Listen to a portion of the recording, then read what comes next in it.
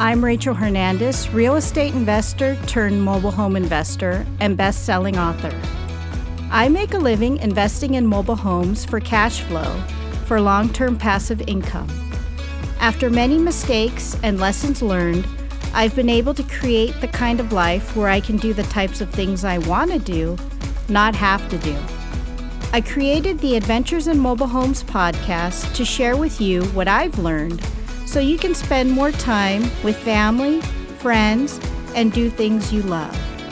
Mobile home investing can help you get there. If you want to hear real stories with practical and actionable advice you can use from someone who's been in the trenches and who's still investing today to create the type of life you love, then you're in the right place. Let's get started. Hello, and welcome to the Adventures in Mobile Homes podcast. I'm your host, Rachel Hernandez, aka Mobile Home Girl of AdventuresinMobileHomes.com. Thank you so much for joining me here on the second episode of this podcast. Just in case you missed it, tune into the first episode where I talk about why I started the podcast and what it's all about. You can find it along with the show notes at www.adventuresinmobilehomes.com/1. And that is the number 1. Okay, so let's get started. Today, I'm going to share with you my mobile home investing journey. How did I get into mobile home investing in the first place?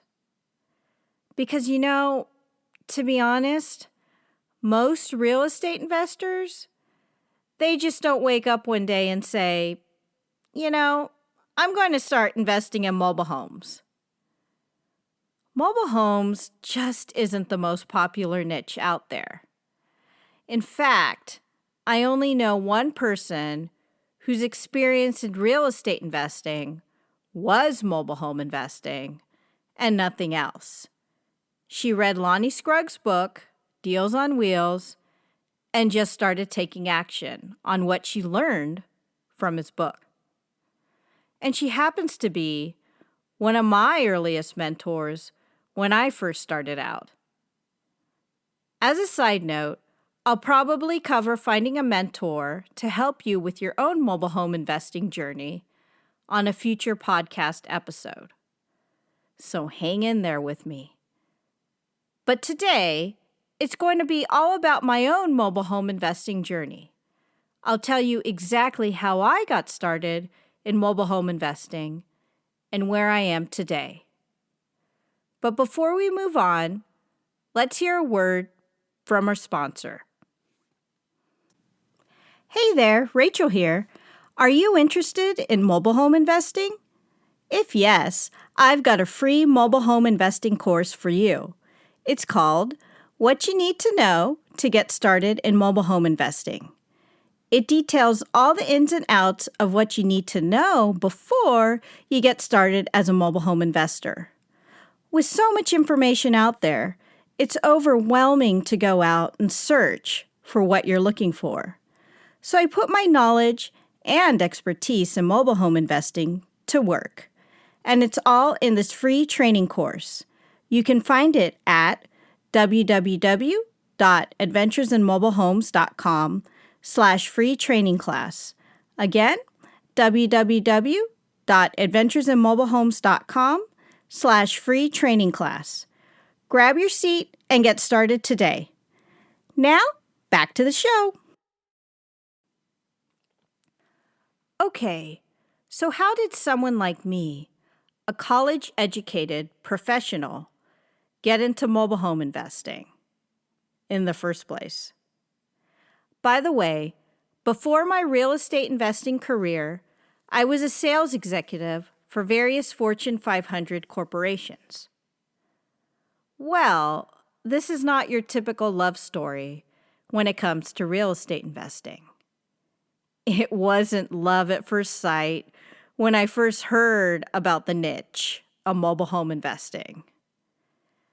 And it was actually my husband, yes, I'm married, who pointed me in the direction of mobile home investing back when I was first getting started into real estate investing.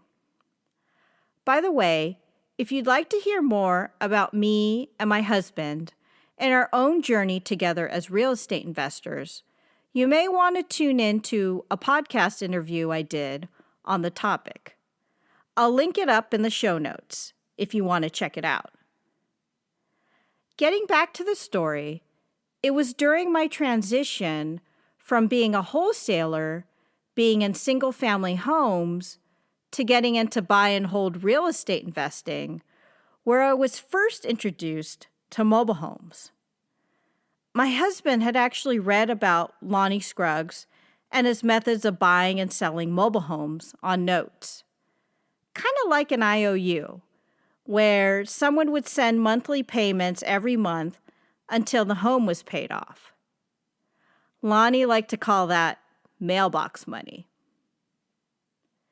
And it's funny because those were the days when I attended conferences. I really don't do much of that anymore nowadays, but it was at one of those earliest conferences where I saw Lonnie in the lobby during one of the breaks, just telling his stories about mobile home investing with a bunch of real estate investors around him. Kind of like sitting around a campfire. And this is kind of why I decided to start the podcast in the first place. Sure, there's no campfire around unless you want to make one, but it's kind of hot where I am in Texas. But I wanted to kind of emulate what Lonnie stood for, and that's the stories and taking action on what you learn. Which is exactly why I started my blog, adventuresinmobilehomes.com, 13 years ago, to share stories and adventures of my mobile home investing journey. And now I have this podcast today to do the same.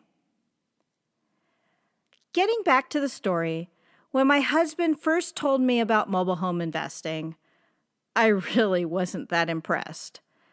At the time, we went ahead and bought Lonnie Scruggs' course, now a book, called Deals on Wheels. I read it and listened to the audio, half-heartedly. Though I forced myself to learn it, but in the back of my head, I really had this preconception about mobile homes and trailer parks, just as many real estate investors have today. And to be honest, I wasn't very open-minded about the idea. But I decided to try it out, check out a few mobile home parks, and start looking for motivated sellers wanting to sell their mobile homes. Looking back, I did it all wrong. I should have started with the parks. I should have established relationships with park managers and owners instead of looking for sellers in the first place. In one of the first parks I went to, I thought I had a deal. It was a small home, a 2-bedroom, 1-bath, 1980s style home. The sellers wanted to leave the park. They told me they just weren't happy with the management there, which that should have been a red flag from the get-go. But I didn't know. I was totally green and just starting out. So I went through the home like any other, and it was in pretty good condition. The sellers were still living in it, and they said it's habitable. So I thought, hey, it should work, right? In any case, I asked them how much they wanted for it. They told me $3,000 cash. When they told me that, I did a double take. Say what? Are you serious? Then they said, is that too much? I said, "No, I just wanted to make sure I heard you right. You said you wanted $3,000 cash for this here mobile home, right?" And they said, "That's right," like it was normal. Looking back, I could have negotiated them down even more, but I was too excited. In my head, I was thinking, man, Lonnie was right. You can definitely buy these mobile homes cheap, under $5,000, like he said in his books. By the way, at that point, my background was in single-family homes, where homes were going for in the six figures and up. So buying a home, even though it was a mobile home, for $3,000 was exciting to me. Getting back to the story, I told the sellers I wanted to buy it. They told me I'd have to talk to management to let them know. So I went in to talk to the park manager, and this is where I got really turned off with mobile home investing. So brace yourself. I introduced myself and told the park manager about the home I wanted to buy. I told her that my intention was to find someone who wanted to live in that park, and I'd sell it to them on payment. But before I do that, I'd make sure they go through the application with the park to get approved. I told the park manager whatever I needed to do, that I would work with them. And you know what the park manager told me? She said, "I'm sorry, but we just don't allow that. If you plan to buy the home, you must live in the home yourself." Again, I repeated my willingness to work with the park. But the park manager would not change her mind. She said exactly what she said. Again. She told me if I wanted to do what I told her I wanted to do, then I'd have to move the home out of the park and find a place to put it. Well, I knew I wasn't going to do that. Lonnie Scruggs did not recommend moving mobile homes as a beginner. He said there was too much risk, time, and money involved to do that when just starting out. Lonnie recommended buying mobile homes and keeping them in place, and just starting out to buy them in mobile home parks and keeping them there. So I went back to the sellers and told them what the park manager told me. They were completely on my side. They suggested I buy the home and move it to another location. But where? And how much would this cost? I told the sellers I was very interested. I told them I'd go back to the park manager and ask again. Another time. The sellers said, "That's great," and they wouldn't sell the home to anyone else until I did that. On a side note, I find most sellers will work with the first person they meet, whether or not you put a home under contract. Of course, these are sellers who are honest and upfront. So fast forward, I go back to talk to the park manager yet another time. Again, I explain my interest to buy the mobile home and work with the park to help fill it and find the right residents for the community. But again, the park manager said no. She said she appreciated my enthusiasm, but that was the policy of the park.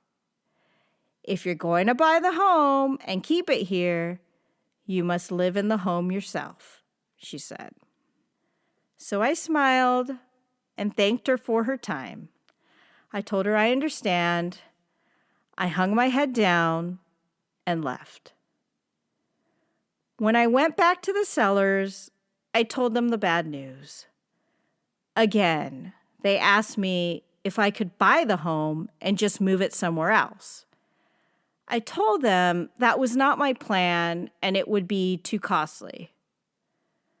Well, the sellers thanked me for their time, and then I asked what they were going to do. They told me they were just going to leave without paying any more lot rent. They couldn't take the park manager anymore. They told me they'd be ripping out the skirting before they leave. Looking back, maybe there were some issues between the residents living there and park management. Who knows?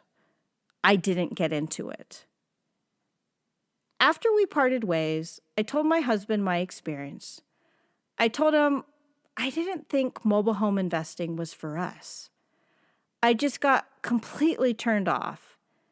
And so I continued to buy and hold properties for cash flow, and I built up our single-family home portfolio. I wrote about this story in my book, Adventures in Mobile Homes, how I got started in mobile home investing, and how you can too, if you want to check it out. I'll link it up in the show notes for this episode. So it wasn't until many years after I built up our single-family home portfolio that I finally got into mobile home investing. To be honest, I got pretty burnt out being a landlord, just like Lonnie Scruggs. And I decided to sell our entire real estate portfolio of single-family homes and get into mobile home investing. And we did. And that's how I finally got started in mobile home investing, which has led me to where I am today, a successful mobile home investor with good relationships with park managers and owners, and a nice-sized portfolio of mobile homes equal to the size of a small mobile home park. So there you have it, my mobile home investing journey. What did you think? Did I inspire you to get started in mobile home investing? I hope so. As you can see, it was no love story. I had bumps in the road, obstacles I faced. And it took many, many years of experience to see the errors in my ways. But you know what? That's a good thing. Because the important thing is what I learned and what I got out of these experiences, which has made me wiser and stronger. Stay tuned next time as I continue the story and talk about my first mobile home deal. For more information on this episode, check out the show notes where I link up some of the resources mentioned here. You can find it at www.adventuresinmobilehomes.com/2. And that is the number 2. Again, www.adventuresinmobilehomes.com/2. And if you enjoyed this episode, please be sure to share it with family and friends. And be sure to subscribe. If you have some time, I'd love to hear your feedback through a short iTunes review. Until next time, this is Rachel Hernandez, aka Mobile Home Girl, of the Adventures in Mobile Homes podcast, signing off. Have a great week.